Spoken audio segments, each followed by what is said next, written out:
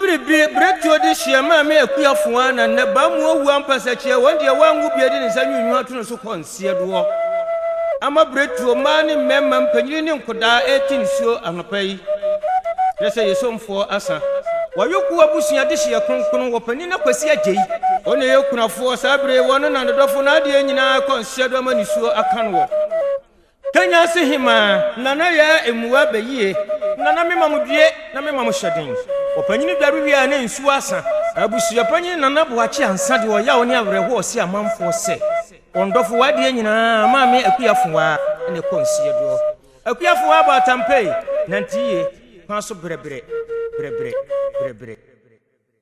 nana no so Yesu ni se wotu ho a enka ye Oji na ni maame wo ni nuanom Yesu mo ale ya ndio ome atibia me banga mame eka me ku mame diwa me po eka me kwa mo wajase ame papa mame jase kamzimi po aji bojie eka me kwa mame jase ame papa eka me kwa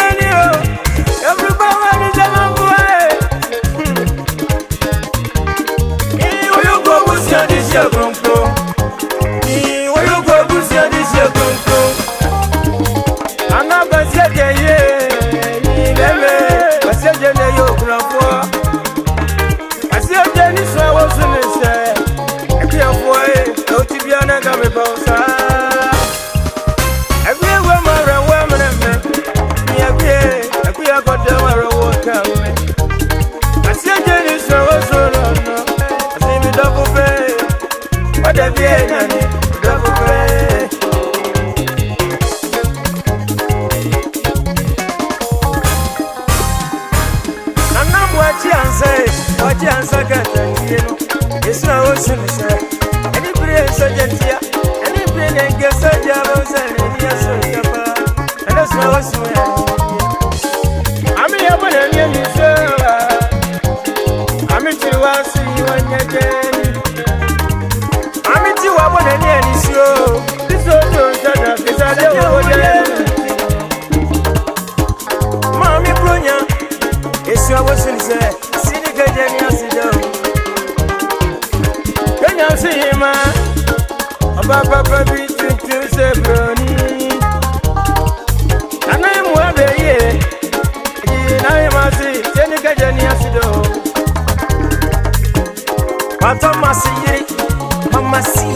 see, Jenny Sama, Beto Busia Penny. Adi, and I watch Jans, I got a Jesse. It is your pass of bread. Bre, Jenica Janiasido. Beto Busia Phone Nasi, Mammy, what else will be on an animal? Them Mirifa, S.I.S. in his eye. Mammy, Mammy, let me go, Mammy, you are before. Mammy just comes to me for I give body. Egame mwa mami jasi ame pepa Egame mwa mwa jasi ame pepa Ekuya kuma jasi ame pepa Edi nkudai mami jasi ame pepa Nekuye ame pausa Egame mwa jasi ame pepa Egame kuma mejiwa ame po Egame comes me for a deep body. Let come in, Mammy, just a me pepper. I got me quiet, just a me pepper. I'm just a people. Good day, Mammy, just a pepper.